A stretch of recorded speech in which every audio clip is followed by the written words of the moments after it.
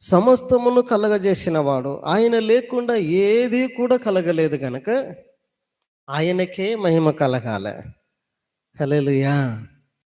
మహిమ అనేది ఎవరికో చెందేది కాదు, ఎవరో పొందుకునేది కాదు. ఇది కేవలము దేవునికి మాత్రమే చెందవలసినదే. అందుకే దేవుని వాక్యం చెప్తుంది, నాకు రావలసిన మహిమను నేను ఎవరికి ఇచ్చువాడను కాను అని. సో దేవునికి మహిమను దొంగిలించే వారు దొంగలుగా గుర్తించబడతారు. అందుకే దేవుని వాక్యం చెప్తుంది, మేమేమో దొంగిలించినాం నీ దగ్గర అని అడుగుతారట వీళ్ళ.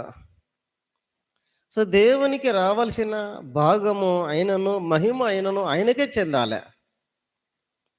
ఆయనకు చెందవలసిన దానిని ఎవరైతే తీసుకుంటారో వాళ్ళను వాళ్ళు గొప్ప చేసుకొని, వాళ్ళను వాళ్ళు గ్రేట్గా చూపెట్టుకొని, వాళ్ళకు వాళ్ళే పొగుడుకొని, దేవునికి రావలసిన మహిమను వాళ్ళే పొందుకోవడానికి, వాళ్ళే గొప్పవారు అని అనిపించుకోవడానికి, వాళ్ళే మంచివారు అనిపించడానికి, వారే ఏదో చేసినటువంటి వారుగా కనపడడానికి ప్రయత్నం చేసినప్పుడు అది దేవుని మహిమను దొంగిలించినట్లుగా అవుతుంది.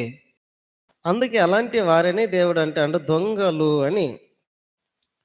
దేవునికి రావలసిన దేనిని దొంగిలించిన వారు దొంగలుగానే గుర్తించబడతారు.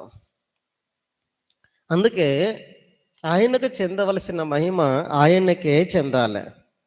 ఆయనను స్తుతించవలసినటువంటి సమయంలో ఆయననే స్తుతించాలి. ఆయనను మహిమపరచవలసినటువంటి విషయాలలో ఆయననే మహిమపరచాలి.